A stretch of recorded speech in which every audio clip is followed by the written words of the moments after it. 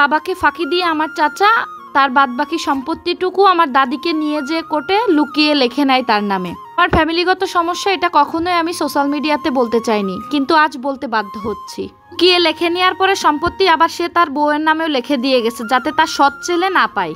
সৎ ছেলে আবার আমার দাদির উপরে টর্চার করে সব ভাঙচুর করে আমাদের ভাগের অর্ধেক অংশ তার সৎ ছেলের নামে লিখে নেয়। যদি তারাই সোশ্যাল মিডিয়ায় এসে পোস্ট দেয় তার বাবা মরে যাওয়ার পরে আমরা তাদের দলিল নিয়ে আসছি তাদের সম্পত্তি লিখে নেওয়ার জন্য, তাহলে আমার তো এখন মুখ খুলতেই হবে।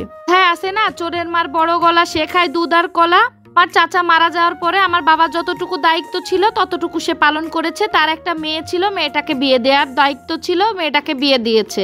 আর মেয়ে সেখানে মানিয়ে নিতে পারেনি, সেটা তার দোষ না, আমার বাবার দোষ। আমার বাবা সেখানে বিয়ে দিয়েছে, এটা আমার বাবার ভুল। আমার চাচি সবসময় চাইছে যে আমার চাচা মরে যাওয়ার পরে আমার বাবাও তাকেও চালাবে, আমার মাকেও চালাবে। কখনো সম্ভব? আর এটাকে কখনো করে?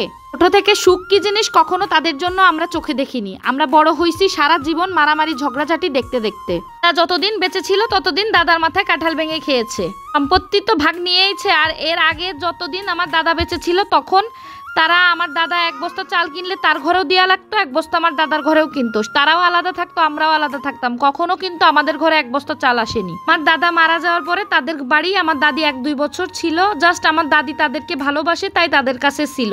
পর আমার দাদি আমাদের কাছে চলে আসে আর আমরা তাকে যেতে দিইনি, আর তারাও আমার দাদিকে আর দেখে না। এখন আমার দাদির কাছ থেকে সবকিছু নেওয়া হয়ে গেছে, এখন আমার দাদি তাদের বোঝা। আমার বাবা সৎ এবং ভালো মানুষ বলেই সব কিছু মুখ বুঝে সহ্য করে নিয়েছে। আমরা যদিও বলতাম, আমার বাবা বলতো যার কেউ নেই তার আল্লাহ আছে। তো ঠিকই আজ আমাদের আল্লাহ আছে। আমাকে একটা ভালো ফ্যামিলিতে বিয়ে দিয়েছে, আমি ভালোভাবে আছি, এটা তাদের সহ্য হয় না। যারা আগে চুরি করে সব নিয়ে নিয়েছে তারা কিভাবে কোন বিবেকে লেখে যে তার বাবা মরে যাওয়ার পরে আমরা সম্পত্তির জন্য পরের দিন দলিল নিয়ে আসছি। হ্যাঁ, আছে না, আপনের থেকে পর ভালো, পরে থেকে জঙ্গল ভালো। আমাদের কিছু আপন লোকই আমাদের এত ক্ষতি করেছে, জীবনে কখনো আমাদের শান্তিতে এক ওয়াক্ত ভাত খেতে দেয়নি। আমাদের কাল নাগিনী সাপদের উপরে আশেপাশের মানুষজন যেভাবে কথা প্রচার করেছে সেগুলো নিয়ে তারা আবার আমাদের ভিতরে বিষ ঢালছে।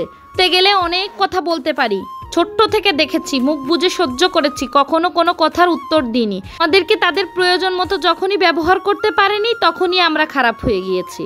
বাবা আমাদের 3 ভাই বোনকে সৎ পথে মানুষ করেছে, কোনো অসৎ পথে বা কারো মাথায় কাঁঠাল ভেঙে খেয়ে আমাদেরকে মানুষ করেনি। সব কথা বলতে গেলে অনেক কথা মাথায় আসে, আস্তে আস্তে সবই আপনাদের সাথে বলবো, কারণ এর জন্য আমাদের জীবনটা এত নোংরা পরিবেশ পাইছে তা আর বলার মতো না। আরো ভালো কিছু আমাদের জীবনে হয়তো বা হতে পারতো, শুধু তাদের জন্য হয়নি। তাই বরং আমাদের তা খাইছে, পড়ছে, নেছে, কিন্তু আমরা কখনো কারো 4 আনাও খাইনি। আমার মা অনেক সৎ মানুষ, তো কেউ মিষ্টি হেসে কথা বললে আমার মা গলে যায়, মনে করে যে সে মনে হয় আমার ভালো চাই।